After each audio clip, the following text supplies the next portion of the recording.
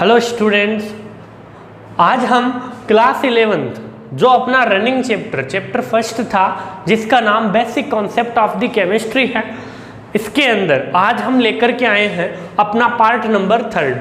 Part number 3 में क्या है स्टूडेंट्स, ध्यान देने की बात है। इसके अंदर सबसे पहले आपने बेसिक कॉन्सेप्ट केमिस्ट्री के, जैसे कि सबसे पहले बात की आपने स्टेट ऑफ मैटर की, यानी जो मैटर है वो अपना मैटर जो है वो कितने टाइप में हमें इस नेचर में मिल सकता है, ठीक है। उसके बाद आपने मॉलिक्यूल फॉर्मूले की बात की कि कोई भी चीज़ का मॉलिक्यूल फॉर्मूला कैसे ज्ञात हो।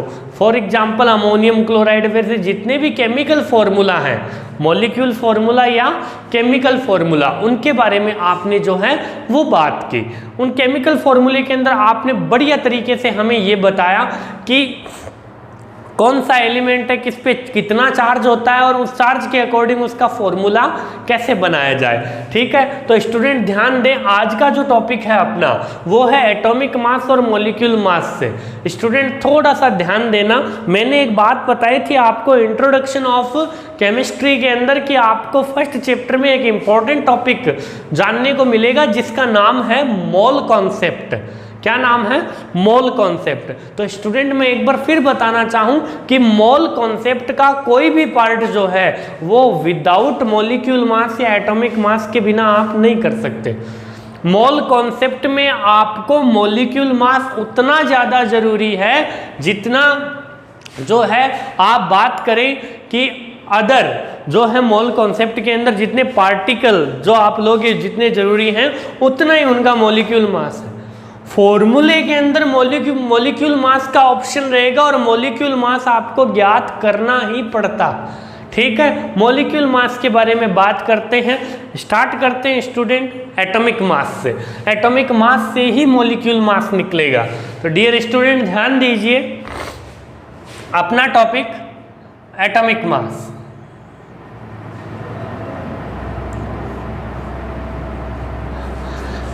हिंदी में इसे कहते हैं परमाणु या परमाणविक द्रव्यमान, परमाणु या परमाणवीय द्रव्यमान, ठीक है। इसकी बात करते हैं कि ध्यान देना, परमाणु द्रव्यमान यानी परमाणु जो भी एलिमेंट्स हैं उनका जो मास है वो कौन सी इकाई में मापा जाता है?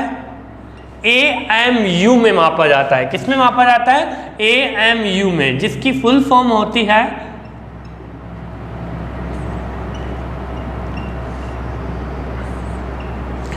Atomic mass unit. क्या होती है? एटॉमिक मास यूनिट, ठीक है। ध्यान दीजिए स्टूडेंट, एटॉमिक मास यूनिट के अंदर ध्यान दें, जैसे कि हाइड्रोजन है। ध्यान दीजिए स्टूडेंट, यहाँ पर मैं एक चीज़ को कन्वर्ट करूँगा कि अगर मान लो किसी का मास 1.9 है तो हम डायरेक्टली उसको कितना लिख देंगे?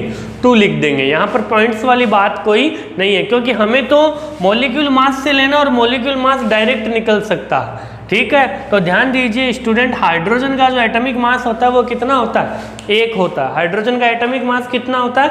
1 होता है। इसी क्रम में आगे बताते जाएं इस चीज़ को। लिथियम है, उसका एटॉमिक मास कितना होता है? 7। कार्बन जो है उसका एटॉमिक मास होता है 12, नाइट्रोजन होता है 14, ऑक्सीजन होता है 16,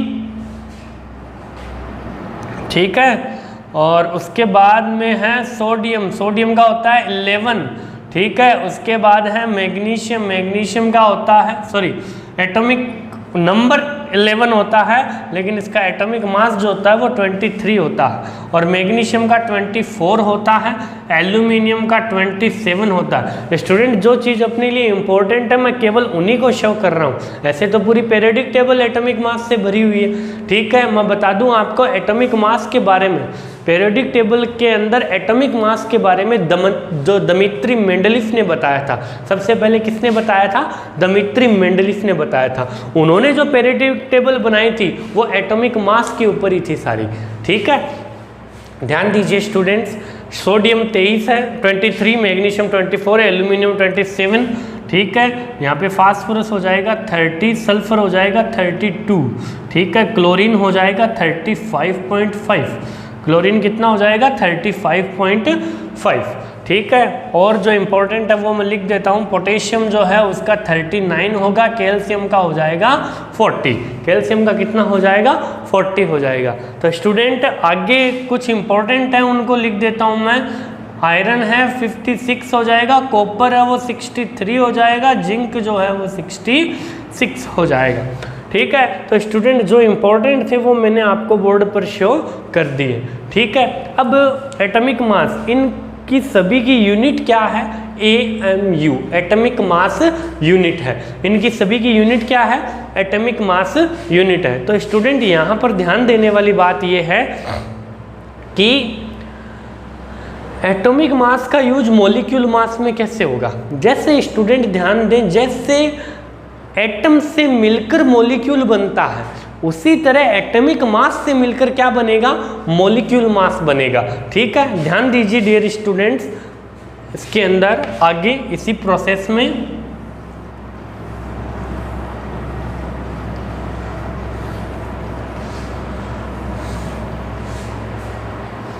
ठीक है, ध्यान दीजिए, देखें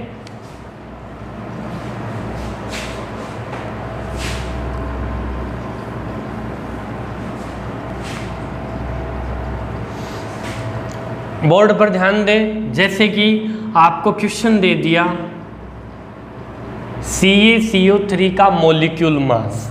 ठीक है, अब अपना टॉपिक चेंज हो जाता है एटॉमिक मास से किसमें, मॉलिक्यूल मास में। तो स्टूडेंट ध्यान दीजिए, यहाँ पर मैं हेडिंग लगा देता हूँ,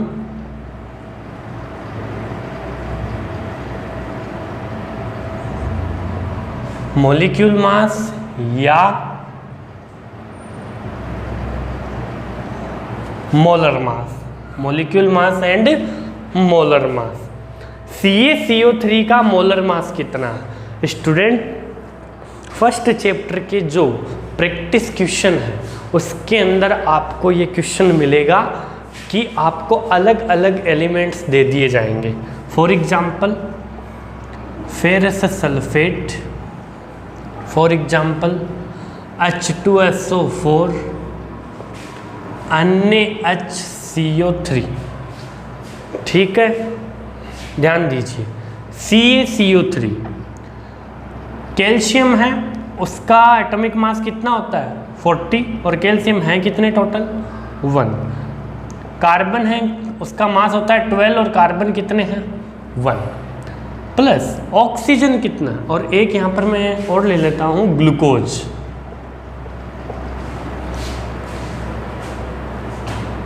12 प्लस 12 इंटू 1। ऑक्सीजन का 16 होता है और ऑक्सीजन है कितने 3। 40 प्लस 12 इंटू 1 12 एंड 16 इंटू 3 कितने हो जाएंगे 48। 48 प्लस 12 कितने हो जाएंगे 60। तो टोटली कितना हो जाएगा 100 हो जाएगा। कितना हो जाएगा 100 हो जाएगा। ठीक है, अब बात करें FeSO4 की। Fe के कितने होते हैं 56, Fe हैं कितने 1। सल्फर 32, सल्फर हैं कितने 1। ठीक है, प्लस ऑक्सीजन का एक का 16 होता है और ऑक्सीजन है कितने 4।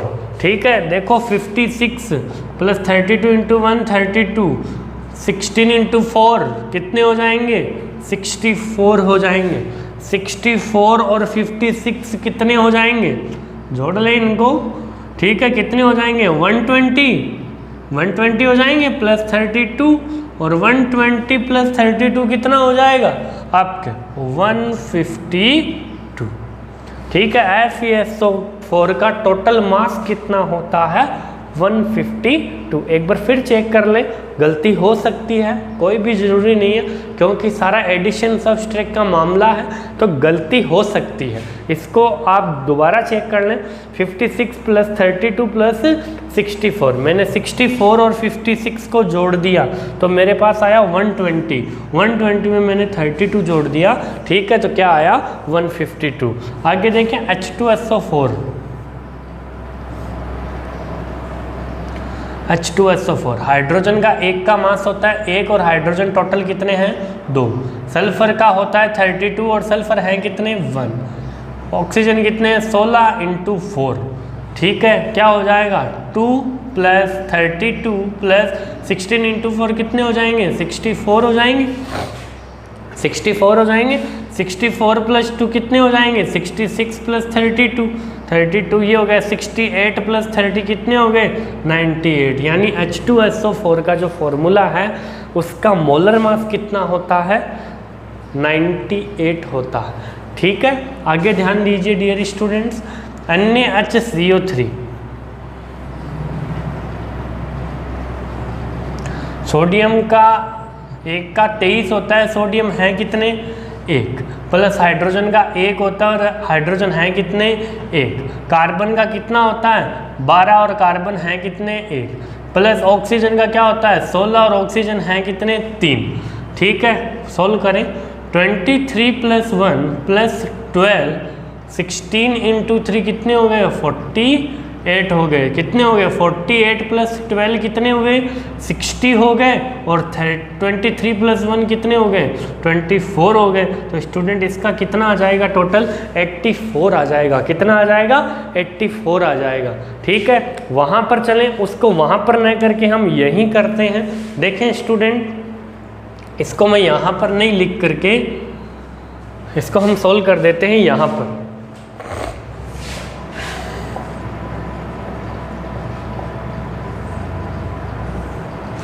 ये है ग्लूकोज का फॉर्मूला, किसका फॉर्मूला ग्लूकोज का फॉर्मूला, ठीक है। कार्बन का 1 का मास होता है 12 और कार्बन कितने हैं यहाँ पर 6, प्लस हाइड्रोजन 1 का मास होता है 1 और हाइड्रोजन टोटल कितने हैं 12, और ऑक्सीजन कितने हैं, ऑक्सीजन का 1 का 16 होता है और ऑक्सीजन है कितने 6, तो ये हो जाएगा 12 into 6 is equal to 72 plus 12 plus 16 into 6 कितने हो गए, ठीक है, ये हो जाएंगे 96, 16 इंटू 6 कितने हो जाएंगे 96। इसको सोल्व करते हैं स्टूडेंट्स, ध्यान दीजिए यहाँ पर कंडीशन क्या हो जाएगी, एक बार फिर ध्यान दें, 72 प्लस 12 ये हो जाएगा 84 प्लस ये है 96 और 84 को आप जोड़ोगे तो आपके पास कितना आएगा 180 आएगा, कितना आएगा 180 आएगा। तो स्टूडेंट ये जो आपके सामने बोर्ड पर लिखा हुआ है, ये जो आपके सामने बोर्ड पर लिखा हुआ है, ये सारा जो है वो मॉलिक्यूल मास है, ठीक है, मॉलिक्यूल मास है। और मॉलिक्यूल मास को इस तरीके से आप जो है सोल्व करते हो, मॉलिक्यूल मास है उसको आप इस टाइप से सोल्व करोगे, ठीक है। यहाँ पर मैं कुछ फॉर्मूले आपको लिखा रहा हूँ, कुछ फॉर्मूले के नाम लिखा रहा हूँ, उस पर थोड़ी चर्चा करते हैं। डायरेक्टली आपको ऐसे भी पूछा जा सकता है। देखें स्टूडेंट, जो इम्पोर्टेंट है और जो प्रिपरेशन ऑफ केमिकल फॉर्मूले के अंदर भी आपको बहुत कम देखने को मिलेंगे, ठीक है। जैसे कि स्टूडेंट ध्यान दीजिए, आपको ये मैं कुछ फॉर्मूले लिखा रहा हूँ आपको, जैसे कि C2H5OH इसको कहा जाता है वाइन यानी शराब, ठीक है। और वैसे इसका नाम क्या होता है एथेनॉल होता है, क्या होता है एथेनॉल होता है, क्या नाम होता है एथेनॉल होता है, ठीक है। उसके बाद स्टूडेंट कुछ हैं जो चीज़ें आपको देखने को बहुत कम, यानी बहुत लंबे समय के बाद ये चीज़ें आपको जब ऑर्गेनिक केमिस्ट्री स्टार्ट होगी तब देखने को मिलेगी। वैसे आपके 12th में आई हुई है तो डरने वाली कोई बात नहीं है। इसका जो नाम है वो नाम है फॉर्मिक एसिड, क्या नाम है फॉर्मिक एसिड, ठीक है। और आगे जो नाम है इसका जो नाम है वो नाम है एसिटिक एसिड, क्या नाम है एसिटिक एसिड, ठीक है। उसके बाद जो है H2C2O4 ये है ऑक्जेलिक एसिड, क्या नाम है ऑक्जेलिक एसिड, ठीक है। तो स्टूडेंट आपको क्वेश्चन ऐसे न देख करके, आपको क्वेश्चन जो है डायरेक्टली नहीं दे करके कैसे देगा, फॉर एग्जांपल एथेनॉल का मोलर मास कितना है, एथेनॉल का मोलर मास कितना। और स्टूडेंट एक बात और मैं बताना चाहूँ यहाँ पर, MgOH का होल ट्वाइस है, जिसे आप क्या कहते हो मिल्क ऑफ मैग्नीशिया, क्या कहते हो मिल्क ऑफ मैग्नीशिया। तो स्टूडेंट मिल्क ऑफ मैग्नीशिया का मतलब क्या है और किस प्रकार का मतलब है कि milk of magnesia directly question, अब तो वैसे तो आप अपनी केमिकल फॉर्मेशन से आप कैसे बताते हो इसको कि इसका नाम मैग्नीशियम हाइड्रोक्साइड है, इसका नाम क्या है, मैग्नीशियम हाइड्रोक्साइड है। तो स्टूडेंट हम वहां पर तो कोई दिक्कत नहीं, वहां पर धोखा नहीं खाते हम, ठीक है, लेकिन डायरेक्टली नाम दे देता है जब मिल्क ऑफ मैग्नीशियम, तब हमें दिक्कत होती है कि किस प्रकार इस चीज को बताया जाए। स्टूडेंट और भी कुछ फॉर्मूले हैं जिनको मैं लिखना चाहूँ यहाँ पर, NH2CO NH2, इसका जो स्टूडेंट नाम है वो है यूरिया। क्या नाम है, यूरिया, ठीक है। ये डायरेक्टली नाम केमिकल फॉर्मूले से आप नहीं बना पाते जल्दी से, ठीक है, केमिकल फॉर्मूले से जल्दी से ये नहीं बनते, क्योंकि केमिकल फॉर्मूला एक बेस है, एक नॉर्मल टाइप के जो है फॉर्मूले बनाने का, लेकिन कई जो होते हैं जो जिस हिसाब से मिलते हैं उस हिसाब से उनको नाम दिया जाता है। फॉर एग्जांपल बात कर लूँ फॉर्मिक एसिड की, ये फॉर्मिक एसिड है वो फॉर्मिका, जापान के अंदर चींटी जो होती है उसको फॉर्मिका बोला जाता है, ठीक है। तो उसके अंदर जो जहर होता है, उसके अंदर जो एसिड होता है, उसके अकॉर्डिंग इसको नाम दे दिया क्या, फॉर्मिक एसिड। यहाँ पर ध्यान दें, एसिटिक एसिड, एसिटिक एसिड नाम बना एसिटम से, और एसिटम का मतलब होता है विनेगर यानी सिरका, तो उसका फॉर्मूला दे दिया, उसके फॉर्मूले पे नाम दे दिया एसिटिक एसिड। तो ऐसे जो हैं नेम जो हैं इस टाइप से बनते हैं, तो यहाँ पर थोड़ा आपको ध्यान रखना पड़ता है, ठीक है। कई फॉर्मूले आपको पता होते हैं, जैसे CO2 आप कार्बन डाइऑक्साइड बोलते हो, लेकिन कई जगह इसको क्या बोल दिया जाता है, ड्राई आइस, शुष्क बर्फ, ठीक है, ड्राई आइस। तो आपको डायरेक्टली बोल देते हैं कि ड्राई आइस का फॉर्मूला क्या होता है, तो वहां पर दिक्कत होती है। तो मैं एक बार इन सभी के आपको जो है मॉलिक्यूल फॉर्मूल, मॉलिक्यूल जो मास हैं उनके बारे में एक बार मैं चर्चा करना चाहूँगा यहाँ पर।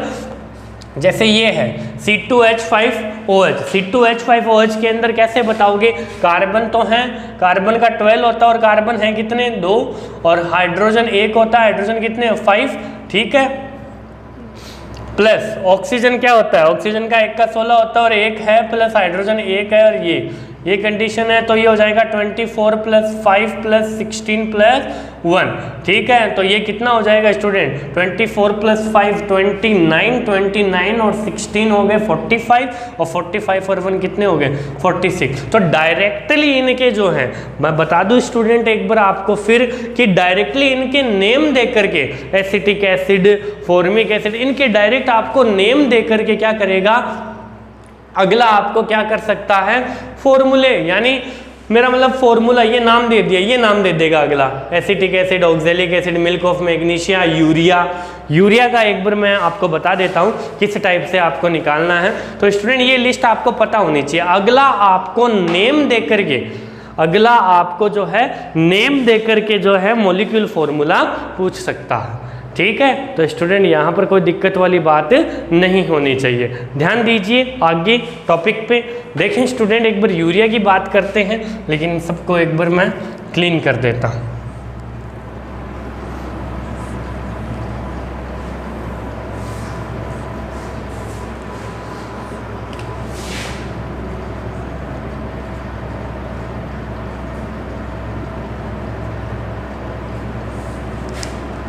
नाइट्रोजन है 1 है, और नाइट्रोजन का कितना होता है 40, प्लस हाइड्रोजन 2 है, 1 हाइड्रोजन का 1, 2 हाइड्रोजन, प्लस कार्बन जो है, कार्बन जो है उनका देखें एक बार, कार्बन 1 है और कार्बन का होता है कितना है 12, प्लस ऑक्सीजन जो है वो 1 है और ऑक्सीजन का, या ऐसे बाहर लिख दें इसको, एक ही क्रम में चलने दें, कार्बन 1 है, ठीक है, या ऐसे लो, हाइड्रोजन 2 है, हाइड्रोजन 1, कार्बन का, कार्बन है कितने 1 और कार्बन का होता है 12, 1 है ना, ऑक्सीजन 1 है और ऑक्सीजन का होता है 16, प्लस नाइट्रोजन 1 है, नाइट्रोजन का होता है 14, हाइड्रोजन 2 है और हाइड्रोजन का होता है 1। सोल्व करते हैं, 14 + 2 + 12 + 16 + 14 + 2, ये 16, ये 16 हो गए, ये 16 हैं, ठीक है, ये 14 हो गए और ये 14 हैं, 2 × 16 है, 2 × 14, ये हो गया 28 और ये हो गया 32। तो स्टूडेंट ये कितना आ जाएगा, टोटल 60 आ जाएगा। कितना आ जाएगा 60। यूरिया का मोलर मास कितना होता, ठीक है, यूरिया का मोलर मास कितना होता है 16 होता है। तो जो आज का जो टॉपिक था वो था मॉलिक्यूल मास पे, जिसे मोलर मास भी कह सकते हो, उससे पहले आपको एटॉमिक मास पता होना चाहिए। एटॉमिक मास और मोलर मास के बारे में आपने चर्चा कर ली। इसी के साथ इस वीडियो का पार्ट 3 कंप्लीट होता है। जैसे है जो भी डाउट रहता है इस वीडियो के अंदर कमेंट बॉक्स जो है उसके अंदर आप अपने डाउट्स रखें। आपको नेक्स्ट वीडियो के अंदर यहाँ बोर्ड पर, ऐसा मत सोचें कि कमेंट्स बॉक्स में आपने जो क्वेश्चन दिए आंसर वहाँ पर भी मिलेगा आपको, लेकिन उसका फुल सॉल्यूशन आपको नेक्स्ट वीडियो के अंदर पूरा बोर्ड पे बताया जाएगा। तो इसी के साथ मैं इस वीडियो को कंप्लीट करता हूं अपने 11th class basic concept of chemistry के पार्ट 3 को, जिसके अंदर आपने एटॉमिक मास और मोलर मास के बारे में पढ़ा। इसी के साथ मैं इस वीडियो को कंप्लीट करता हूं। एनी प्रॉब्लम कमेंट बॉक्स में पूछ सकते हो या वैसे अदर कॉलिंग के थ्रू। ठीक है, थैंक यू।